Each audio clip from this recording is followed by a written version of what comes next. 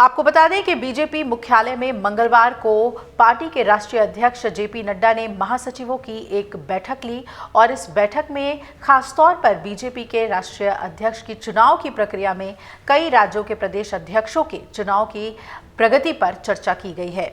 अब इस बाबत आने वाले 30 दिसंबर को बताया जा रहा है कि संभावित राष्ट्रीय कार्यशाला का आयोजन किया जाएगा। इस बैठक में आने वाले दिनों में संगठन में चुनाव की तैयारियों पर चर्चा हुई और इसमें खास तौर पे राष्ट्रीय अध्यक्ष और प्रदेश अध्यक्षों के चुनाव की प्रक्रिया की समीक्षा भी की गई है। आपको बता दें कि इस बैठक में आगामी दिल्ली विधानसभा चुनाव के लिए भी तैयारियों पर चर्चा की गई। साथ ही अटल बिहारी वाजपेयी के जन्म दिवस पर होने वाले अलग अलग कार्यक्रमों की रूपरेखा पर चर्चा के साथ साथ सरदार वल्लभ भाई पटेल की जन्म शताब्दी वर्ष की तैयारी पर भी चर्चा जेपी नड्डा ने की। साथ ही वीर बाल दिवस की तैयारियों को लेकर भी चर्चा हुई है।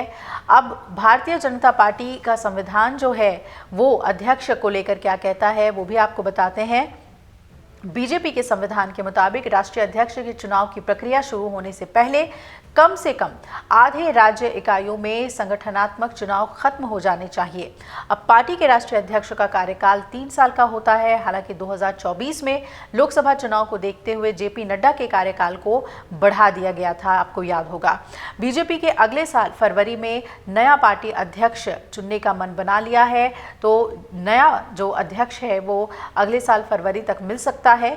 जेपी नड्डा बीजेपी के मौजूदा पार्टी अध्यक्ष हैं और उनकी जगह नए अध्यक्ष को लेकर फरवरी में चुनाव हो सकते हैं और इसे लेकर बीजेपी के एक बड़े नेता की ओर से ये भी कहा गया, पार्टी सूत्रों की ओर से कहा गया कि पार्टी अध्यक्ष को लेकर चुनाव की जो प्रक्रिया है वो जनवरी के मध्य तक होने की संभावना है।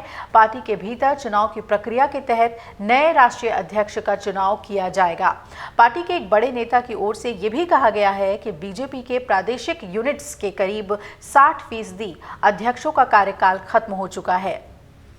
बीजेपी के संविधान के मुताबिक पार्टी प्रेसिडेंट के चुनाव का कार्य प्रारंभ करने से पहले कम से कम आधी जो प्रादेशिक यूनिट्स हैं उनके चयन की प्रक्रिया पूरी हो जानी चाहिए। तो इस संदर्भ में बात करते हुए पार्टी के बड़े नेता ने ये भी जानकारी दी कि हमें आशा है कि नया पार्टी प्रेसिडेंट फरवरी के आखिर तक अपना काम संभाल लेगा। आगे उन्होंने ये भी बताया कि नया अध्यक्ष सरकार या संगठन किसी से भी हो सकता है। फिलहाल इसे लेकर कोई निर्णय नहीं लिया गया है। आपको बताते चलें कि इस वक्त बीजेपी के अध्यक्ष जेपी नड्डा हैं, तो साथ ही वो केंद्रीय स्वास्थ्य मंत्री भी हैं।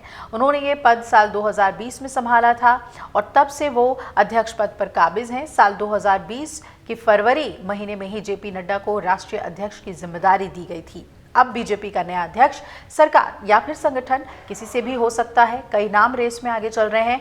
फिलहाल कोई भी अंतिम फैसला नहीं लिया गया है। आपको ये भी बता दें कि जेपी नड्डा केंद्रीय स्वास्थ्य मंत्री के तौर पे काम कर रहे हैं, तो दूसरी तरफ जो अध्यक्ष होगा वो सरकार से होगा या संगठन से होगा, इस पर लगातार सस्पेंस बना हुआ है।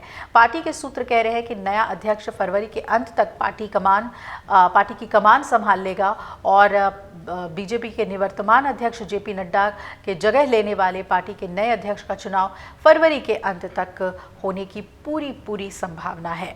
अगर आप ये वीडियो YouTube पर देख रहे हैं तो हमारे चैनल को सब्सक्राइब कर बेल आइकन दबाएं और Facebook पर देख रहे हैं तो हमारे पेज को लाइक करें।